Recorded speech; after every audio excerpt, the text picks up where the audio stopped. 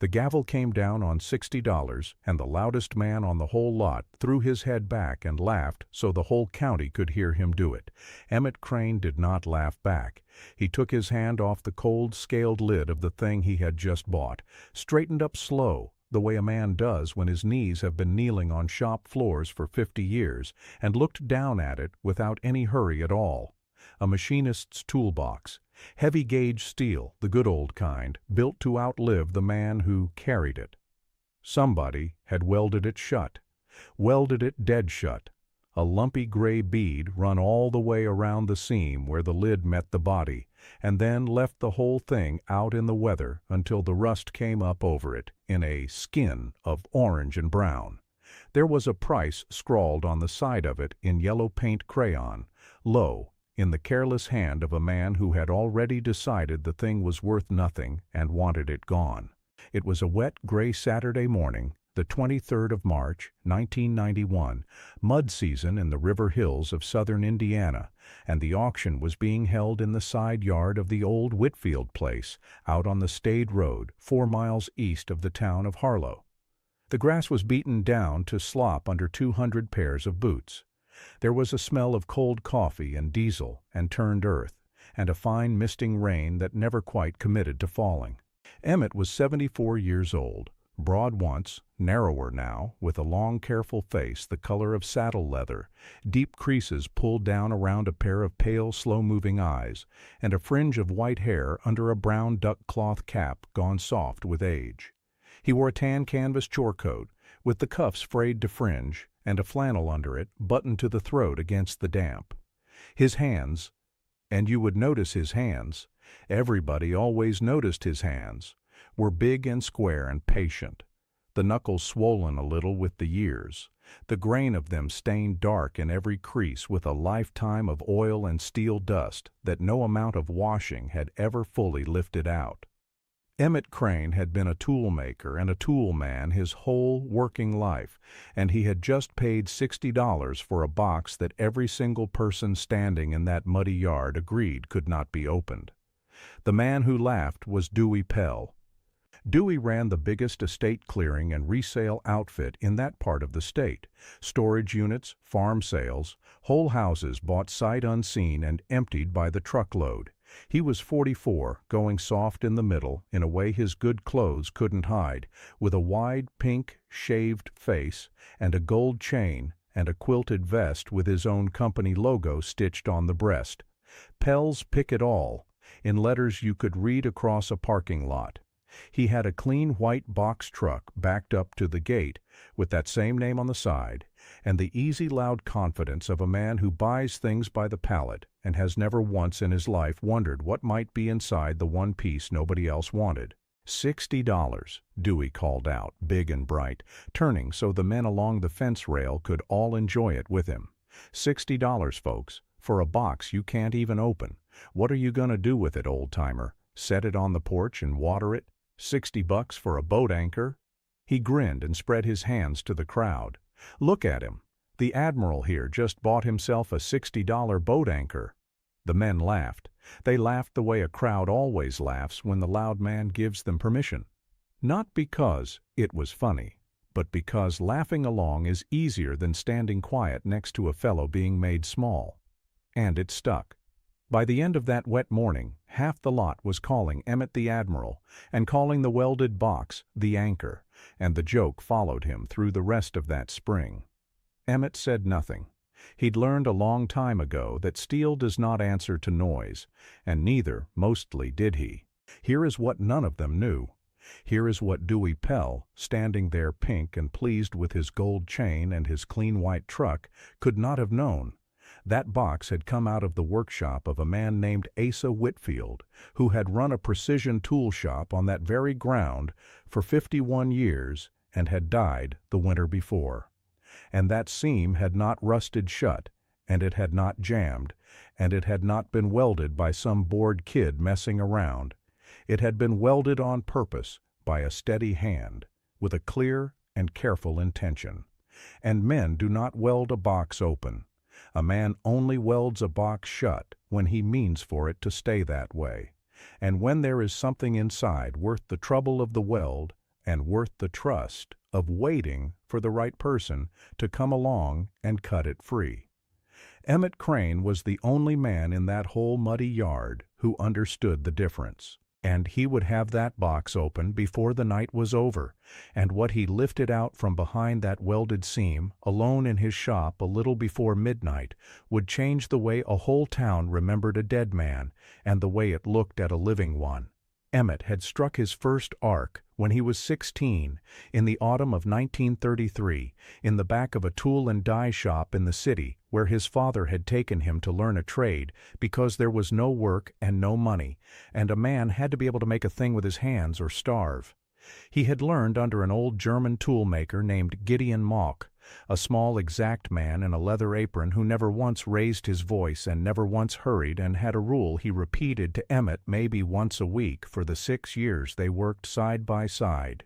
"Any boy can make a part that fits," Mauck would say, holding up a piece to the light, turning it slow. "It takes a man to make one that's true, and you can tell the difference between the two by feel, in the dark, with your eyes shut. A tool will tell you everything about the man who made it, whether he was patient or whether he was in a hurry, whether he cared or whether he just wanted to be done. There is no hiding in steel, Emmett. Steel keeps the record." For 58 years, Emmett Crane had made tools and read them. He'd made dies and jigs and fixtures, ground and lapped and hand-filed parts to a closeness most people couldn't see with their eyes, and when the big shops had finally let him go, too slow, they said, too fussy, too expensive. The new machines could do it faster. He had set up a little shop behind his own house and gone on doing it right for whoever still wanted it. Done right, which, by 1991, was getting to be fewer and fewer people every year. The world had stopped wanting things mended. It wanted them cheap, and it wanted them new, and when they broke, it threw them in Dewey Pell's bin and bought another one. A man who could read a tool the way you'd read a letter, who could pick up a stranger's old square and tell you whether the stranger had loved his work or hated it, was a thing the modern world had quietly stopped having a use for. And Emmett knew it. Nobody had to tell him. He bought the box anyway. Now, if you have ever watched a quiet, careful person get laughed at by a loud, careless one, if you have ever known a man whose work the world stopped valuing while he just kept on doing it right anyway, asking nothing, saying nothing, because the doing of it right was the whole point, then you already understand exactly what this channel is about. And you might take 1 second right now to subscribe, because the people who stay for stories like Emmett Crane's are exactly the people your channel was built for. CTA. Dewey Pell was not, when you got right down to it, a cruel man. He was something more ordinary than that, and in a way more useless. He weighed things. That was his whole genius and his whole limit. He could walk through a dead man's house in 11 minutes and tell you to the dollar what the contents would bring at his Saturday sale, and he was almost never wrong, and he was proud of it, and he had built a real business and a real fortune on the back of being right about price. But weighing a thing is not the same as knowing it. Dewey looked at that welded toolbox, and his fast, accurate, money-counting brain told him, sealed shut, can't sort it, can't show what's inside to a buyer. 60, 80 pounds of scrap steel, $4 at the metal yard, not worth the diesel to haul it. Boat anchor, and by the lights of Dewey Pell's whole life, he was right. He had actually been the one running the Whitfield sale. That was the part nobody thought much about that morning, though it would matter a great deal later. Dewey had a standing arrangement with the old man's people to clear the estate and split the take, and so the welded box wasn't just a thing he was laughing at. It was a thing he had personally weighed, dismissed, priced at scrap, and dumped into the junk lot at the end of the sale, where the rusted bench grinders and the cracked vices and the coffee cans of mystery bolts go. He had handled the truth of that whole estate with his own 2 hands, and felt nothing come off it at all, because Dewey Pell weighed steel, and the man who'd outbid him at $60 read it, and that right there, was the entire distance between the two of them. He didn't know that yet. He'd find out. The Whitfield estate auction was the closing of a long story that most of the people standing in that yard only knew the surface of. Asa Whitfield had been the finest precision toolmaker in 3 counties, and the quietest. People called him Asa, or just the old man up at Whitfield's, and they'd been bringing him their impossible jobs for half a century. He'd opened the shop on the Stade Road in 1940. A tall, spare, upright man with enormous gentle hands who could turn a part to the width of a hair by feel alone, and never once raise his voice doing it. For 51 years, when something broke that nobody else could fix. A worn shaft on a farmer's only tractor. A snapped casting on a machine that hadn't been made in 40 years. A part for a thing the factory had long since quit making. It came to Asa Whitfield, and Asa Whitfield made it new. Made it better than new half the time, and charged less than he should have, and the town respected him the way a town respects a thing it has always had and assumes it always will. Asa had married late and lost his wife young, the way the story so often goes, and raised one son alone in the rooms above the shop. And then he lost the son too, a car on the highway, an icy night in 1971, and was left to raise the son's little girl, a grave, dark-eyed child named Nell, 3 years old when her father died, who grew up in the warmth and oil smell of that workshop with sawdust and steel filings in her hair, standing on a wooden crate at her grandfather's elbow before she was tall enough to see the top of the bench. And here is the thing the town didn't pay much mind to until it was too late. Nell Whitfield could do it. She had her grandfather's hands. By the time she was 12, she could run the lathe. By the time she was 16, she could hold a tolerance her own school shop teacher couldn't believe a girl her age was holding. And Asa, who had given up on his own line continuing the trade, watched his granddaughter pick up his whole life's work like she'd been born holding it, and it was, neighbors said later, the one pure joy of his old age. Then there was the brother.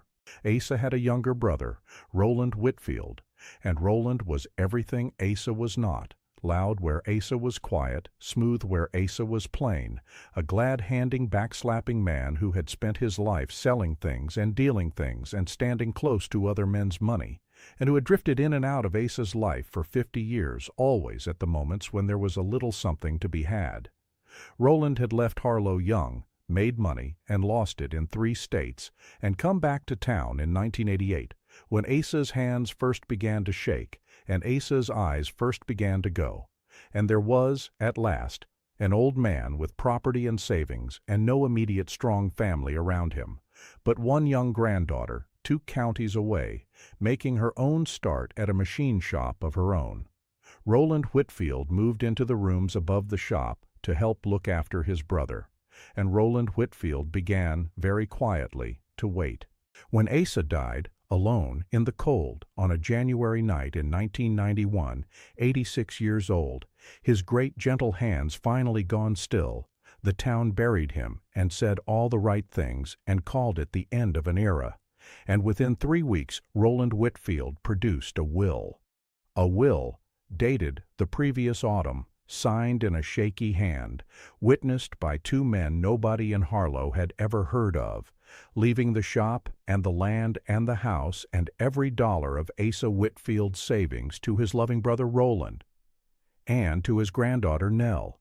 Nothing at all. Not the shop, not the house, not so much as the old man's reading glasses. Nell Whitfield was 26 by then. She came home for the reading of it in her one good coat, with her grandfather's careful hands and none of his luck, and she looked at that piece of paper with what was supposed to be her grandfather's signature on the bottom of it. A signature that shook and wandered in a way she had never once seen the old man's hand do, not even at the very end.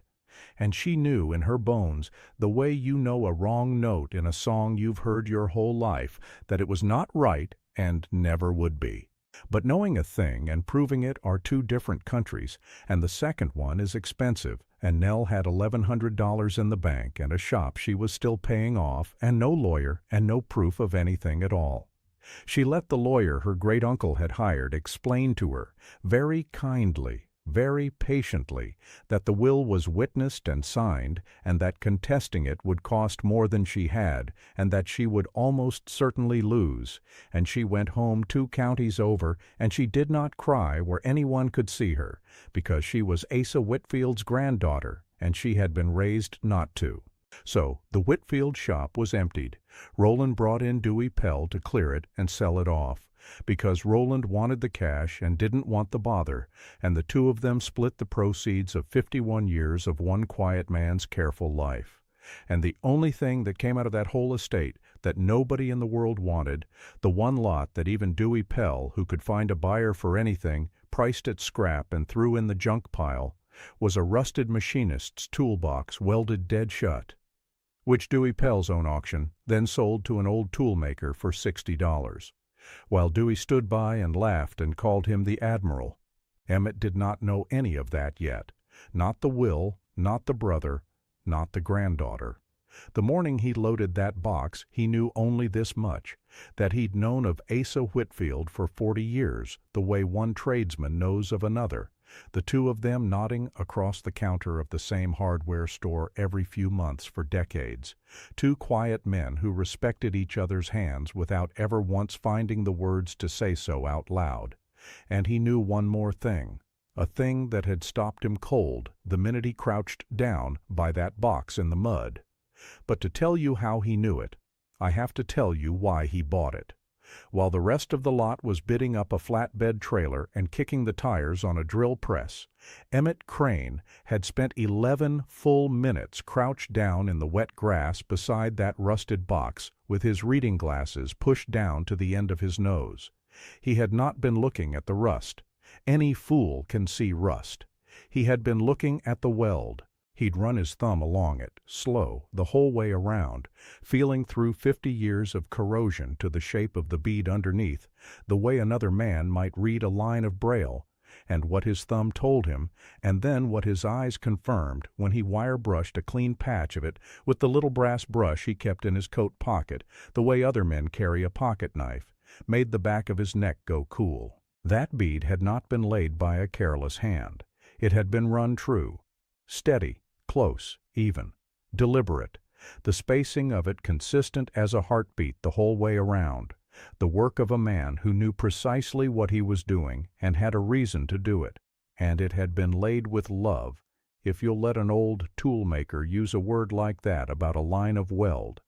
There is a way of working that comes only from caring about the thing in your hands more than you care about being finished with it, and Emmett Crane had spent 58 years learning to recognize it on sight, and it was right there, written in steel, on the seam of a box that everyone else in the county had agreed was garbage. And there was one thing more.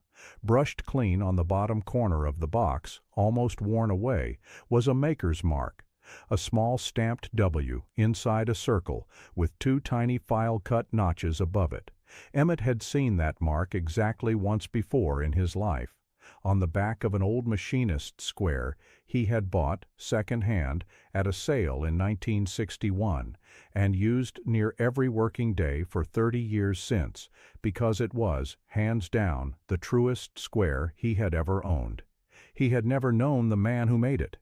He'd known only the mark. W in a circle. Whitfield.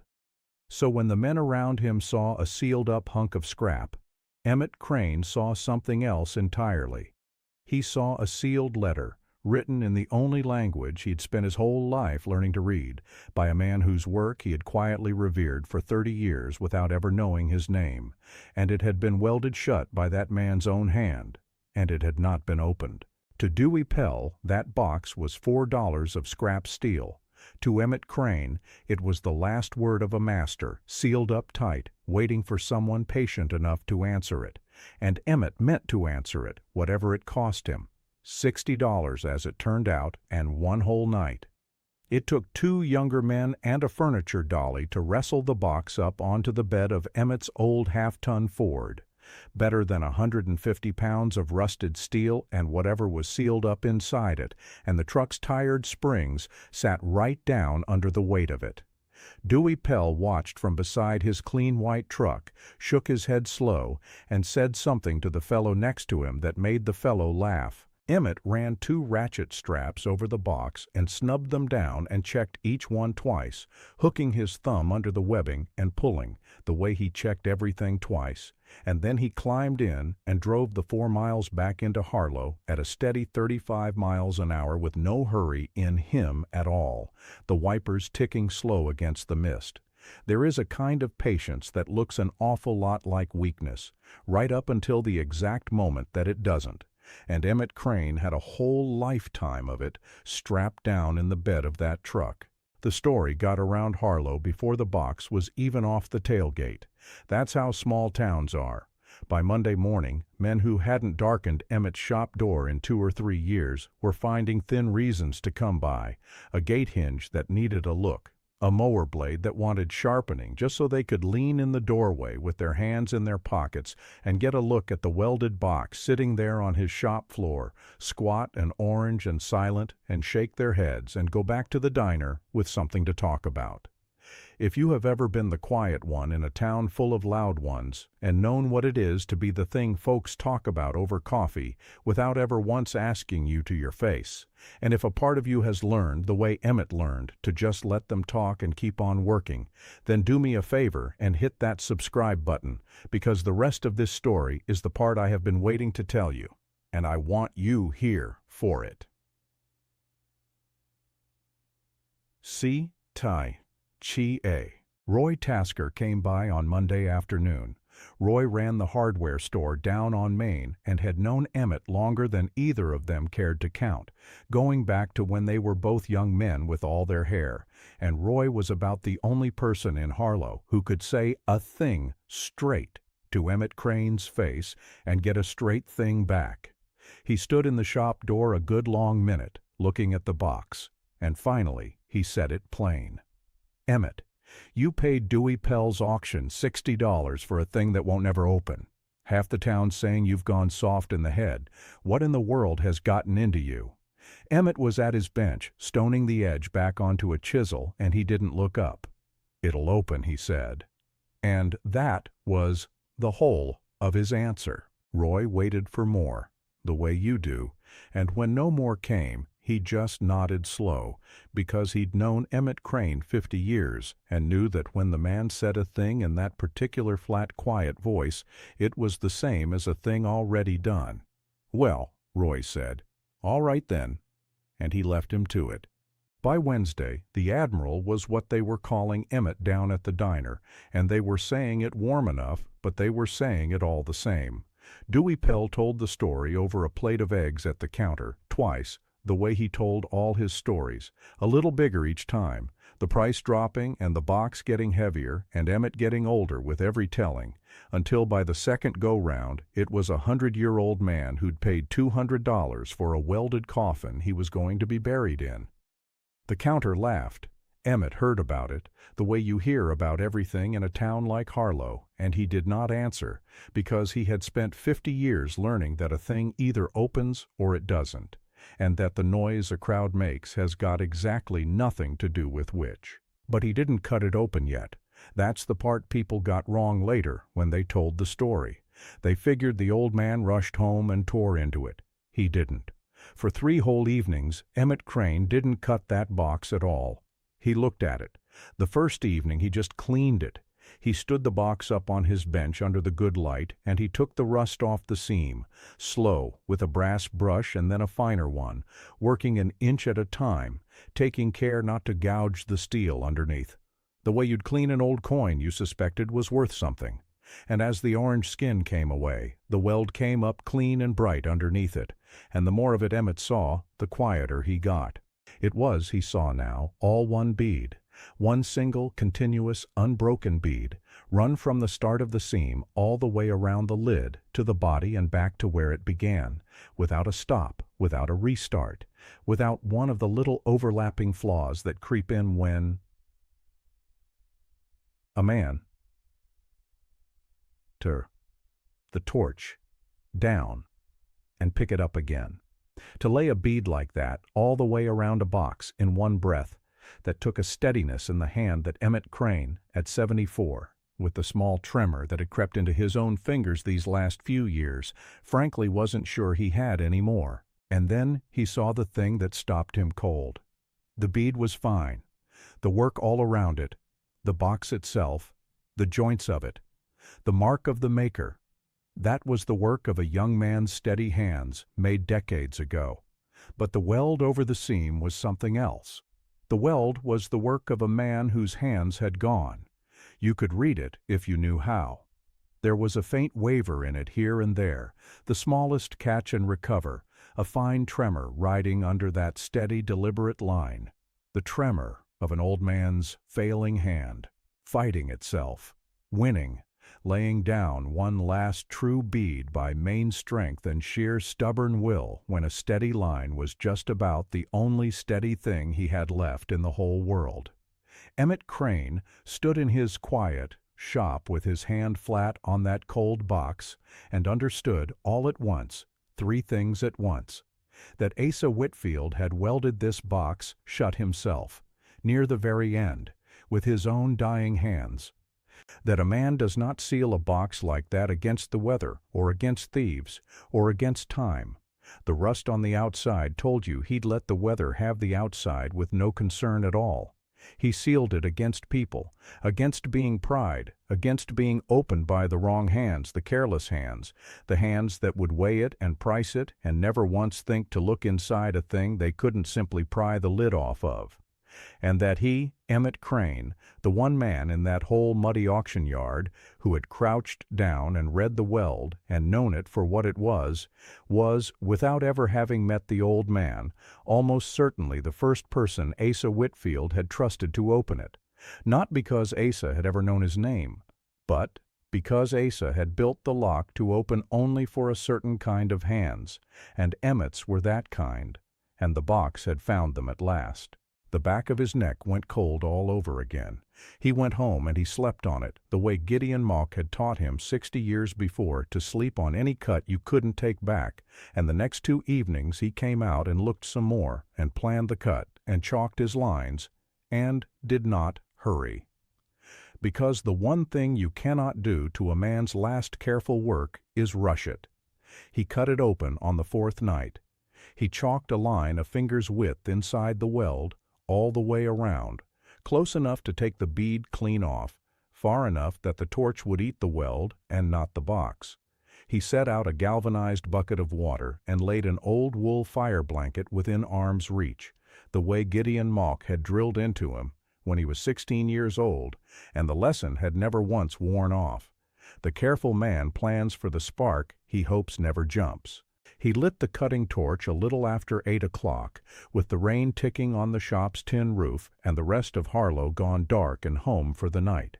The first blue flame hissed up at the tip, and he set the cutting jet to it, and the hiss climbed to that small, steady roar that had been the sound of his whole working life. He pulled the dark hood down over his face, and the box went deep amber behind the glass, the only bright thing in a black world. He touched the flame to the line, and the first orange spark jumped. Then a fan of them, a bright fountain of fire pouring off the steel and bouncing across the concrete floor in long arcs, and Emmett ran the cut slow, no faster than the metal wanted to give it up, the molten line glowing and parting and running ahead of his hand a 1/4 inch at a time. His knees ached on the hard floor. His old eyes behind the dark glass were not the eyes they used to be, but his hands, when there was a torch in them and a true line to follow, were the very same hands they had always been. They did not shake, they did not wander, they did not hurry.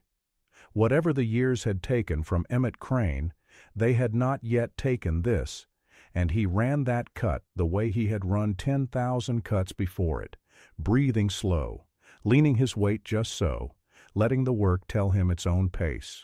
He came around the back corner and down the far side and along the front, and a little before 10 o'clock the torch closed the loop and met its own starting point, and the last of the weld let go, and the lid of the box, the lid that nobody at the auction could open, The lid Dewey Pell had priced at scrap and laughed at. The lid Asa Whitfield had sealed with the last steady weld left in his dying hands, came free under Emmett's gloved thumb with a small soft sound, like a held breath finally letting go. He shut off the gas. The roar died, and the shop rang with the sudden quiet.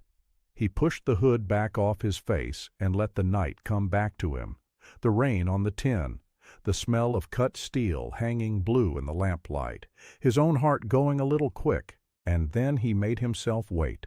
He did not reach into hot metal, no matter what was waiting on the other side of it, because a careful man doesn't, ever, no matter what. He let the steel cool for the better part of a quarter-hour, sitting on his stool with his cap in his hands and the cut lid resting loose on the box. And when it was cool enough, he pulled off his glove, and he lifted that lid the rest of the way by hand, slow, the way you'd lift the lid off something sleeping. Inside, where 50 years of weather had never once reached, the steel was bright and dry and clean as the day it was sealed. The air that came up out of it smelled of old oilcloth and machine oil and cold iron, the smell of every good shop Emmett had ever stood in, the smell of his whole life. And packed inside, snug, wadded with clean rags so that not one thing could shift or rattle, were 4 objects. Emmett Crane took them out one at a time and laid them on the bench under the lamp, and his hands were not quite steady now, and it had nothing to do with age. The first thing was wrapped in oilcloth and tied with wax string. He worked the knot loose, Asa's knot, tied with care, the same overhand a careful man uses on everything, and inside was a folder of papers. The top one was a will, a new will, handwritten, every word of it, in a hand Emmett didn't yet know but would come to feel he did. A plain, exact, machinist's hand. The letters built like good parts, square and true. It was dated the 4th of December, 1990, 6 weeks before Asa Whitfield died, and it left everything. The shop, the land, the house, every dollar, to his beloved granddaughter, Nell Whitfield, who has the hands to carry the work forward, and to no one else. And it was witnessed. 2 signatures at the bottom, each beside a printed name, each dated the same December day. And Emmett Crane, reading those 2 names by the lamplight, felt the whole shape of the thing turn over in front of him, because he knew those 2 names. Everyone in Merrow County knew those 2 names. One was Dr. Harold Voss, who had been the town's physician for 40 years and had cared for half the people in it, and was, by common agreement, the single most respected and trusted man for 30 miles in any direction. And the other was Father Linden, the priest at St. Bridget's, where the Whitfields had worshipped for 3 generations. 2 men whose word no honest soul in the county would ever think to doubt, and who had, 6 weeks before he died, sat at Asa Whitfield's bench and watched him write out his true wishes in his own true hand and sign their names beneath it as witnesses. Folded behind the will was a single sheet more in that same exact hand, and it was a statement. Short, plain.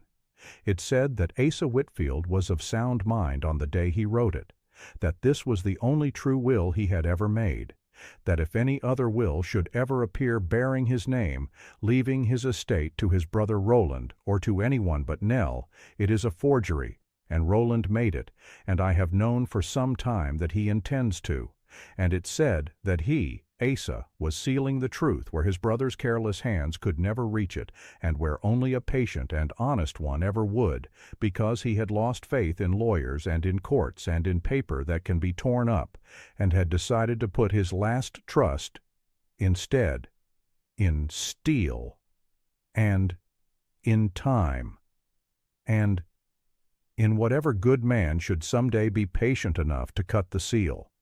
The proof that Nell Whitfield had needed and could never reach had been sealed in steel 4 miles from her grandfather's grave the entire time. The second thing was money.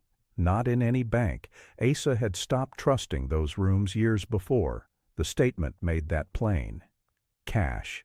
A thick brick of it, banded in paper, 20s and 50s gone soft with handling. the careful savings of 51 years of honest work, set aside a little at a time and kept somewhere the slick hands could never get at it. Emmett was no banker, but he had held enough of other men's hard-won keeping in his life to know he was looking at the better part of a working lifetime, enough to hire the best lawyer in the state and start a young woman over with plenty to spare. He set it down gently and wiped his clean hand on his trousers out of pure old habit. The third thing was wrapped in a soft chamois, and when Emmett unrolled it, he stopped breathing for a second. It was a tool, a machinist's micrometer, but a micrometer the like of which Emmett Crane had never once held in 58 years in the trade. Handmade, every part of it, the frame filed and finished and polished till the steel looked like dark water. The thimble, engine, turned in a fine spiral that caught the light, the whole thing balanced in the hand like a living thing. It was the single most beautiful object Emmett had ever held, and he knew, the way he knew his own name, that it was the finest thing Asa Whitfield had ever made, the masterpiece a master keeps for himself, the proof of what the hands could do at their very best. And along the frame of it, cut fine and deep in that same true hand, 3 words were engraved. For Nell. A W. Asa Whitfield had spent some part of his last good months building by hand the finest tool of his entire life, and he had built it for his granddaughter, not to sell, not to use, to give, because the real inheritance, the old man understood, was never the shop or the land or the brick of cash. It was the work. It was the hands. It was the trade, passed down whole and unbroken to the one person left in the world who could carry it. And he had put it in the box so that whoever found the truth would find, lying right beside it, the living proof of why the truth was worth this much trouble. And the fourth thing was a letter, 1 page, folded twice, in an envelope, and on the front of the envelope, in pencil, soft and worn, 3 words. To the patient one.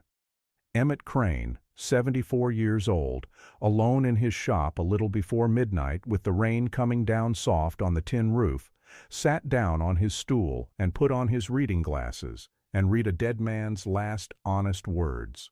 If you are reading this, Asa Whitfield had written, then you did the one thing no careless man could ever do. You looked at a sealed-up thing the whole world had given up on, and you saw something worth a night of your life. That tells me everything I need to know about your hands and your heart.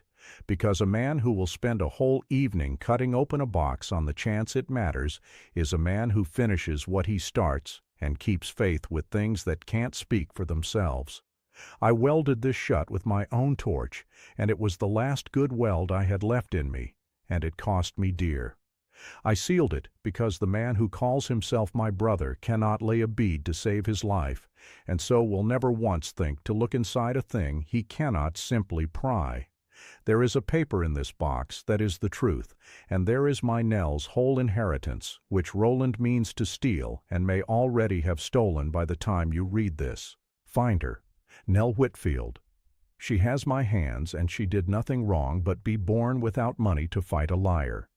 Put what is in this box into her hands, and let an honest tradesman be the one to undo what a slick man did, because the law moved too slow and cost too much, and I didn't trust it with this.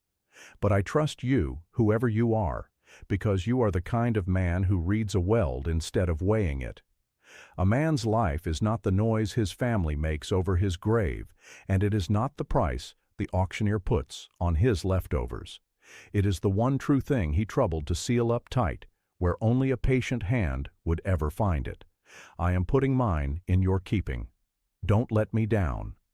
Asa Whitfield. Emmett read it twice. Then he folded it back along its old creases, careful, and he sat for a long, long while in the quiet shop with the cut box open in front of him, and the rain on the roof, and the beautiful little micrometer catching the lamplight, and somewhere out past the window the first thin gray of dawn beginning to come up over Harlow. He could have done nothing. He was an old man with $60 in a rusted box and no stake at all in another family's grief. He could have kept the cash, kept the marvelous little tool, burned the papers, and never once been found out. Nobody on earth knew what was in that box. Nobody ever would have. The thought did not stay in Emmett Crane's head for as long as it takes to say it.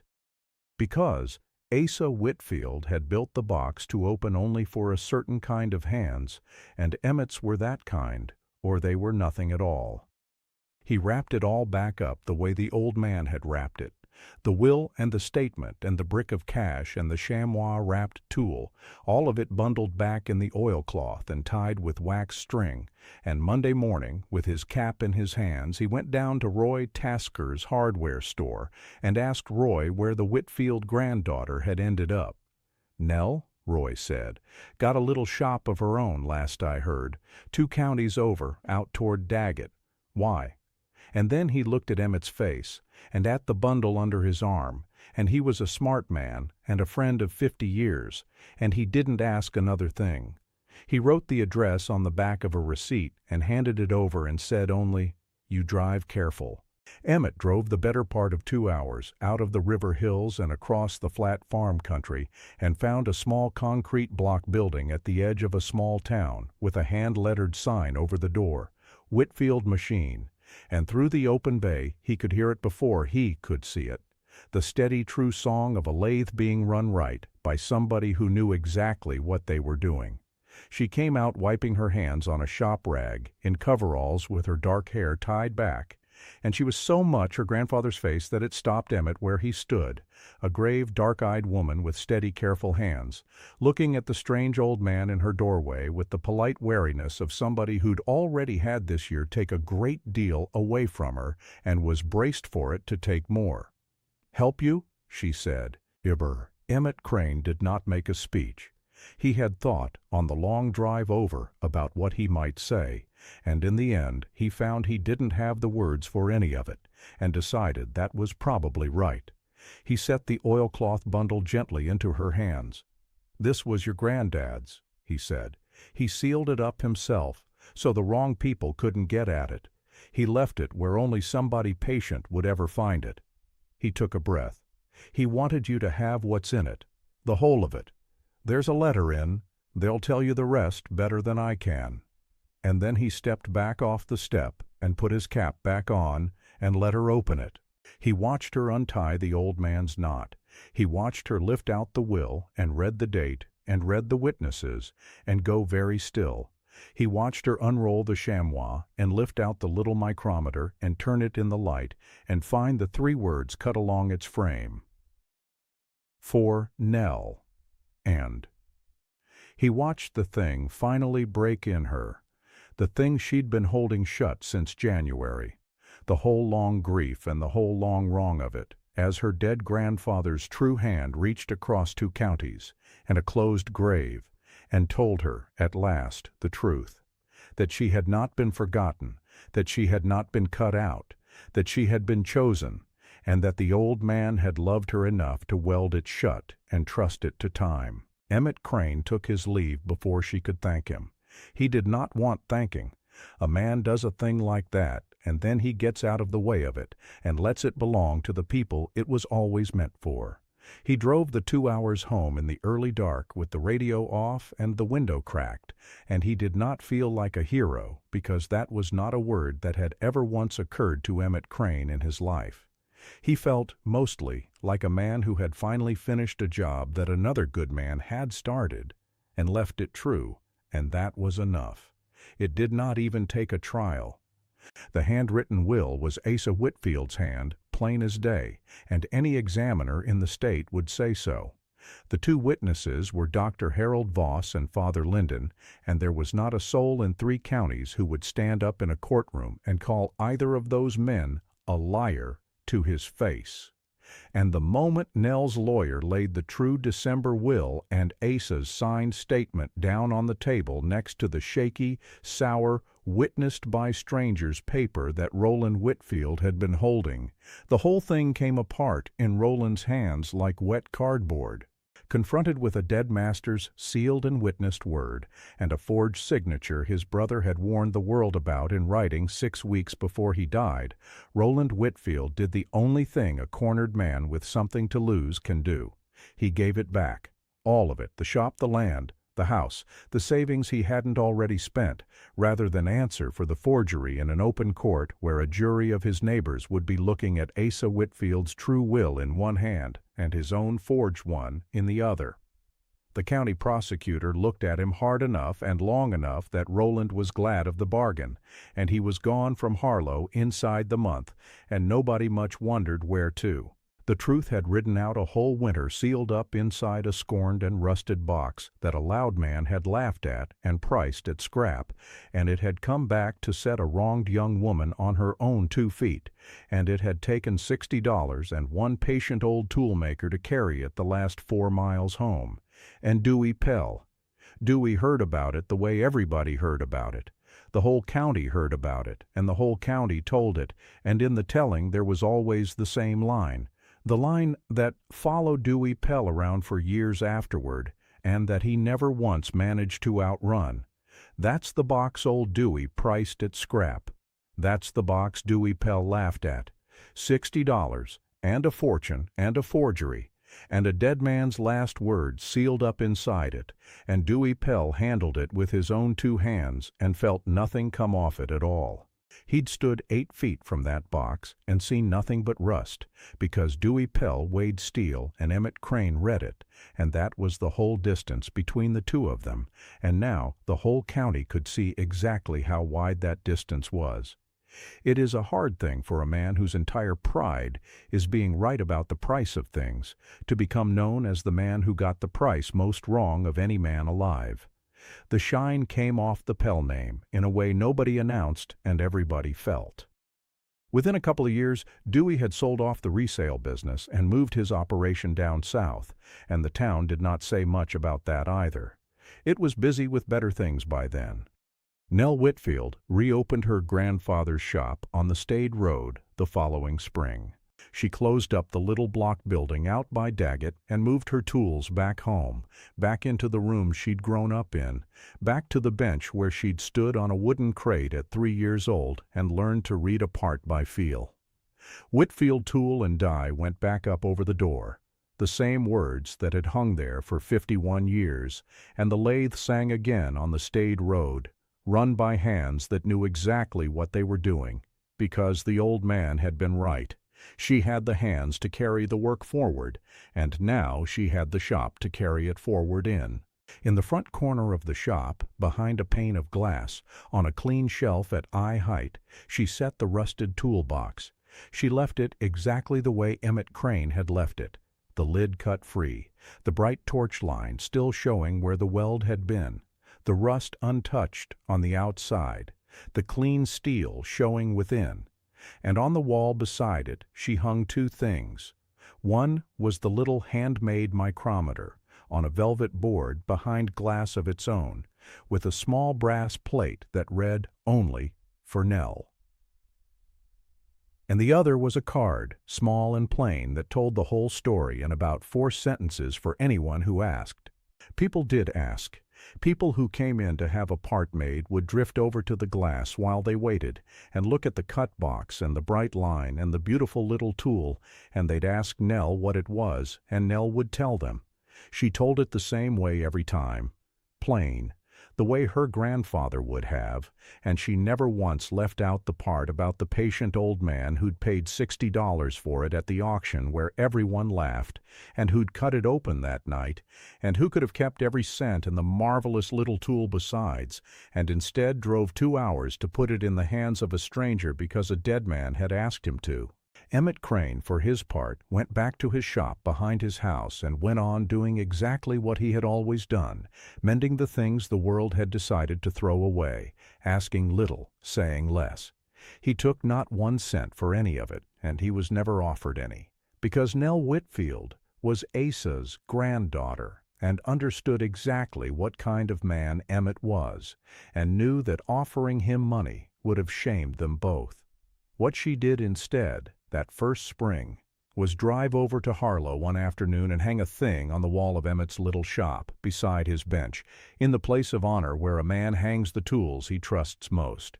It was that old machinist square, the truest square Emmett had ever owned, the one he'd bought second-hand in 1961 and used near every day for 30 years, the one with the small stamped W in a circle on the back of it. He had brought it with him that day at her shop and shown it to her, and told her he'd been using her grandfather's work for 30 years and never known whose it was.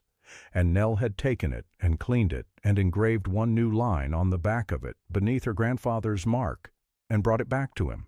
It said, "For the patient one. N.W."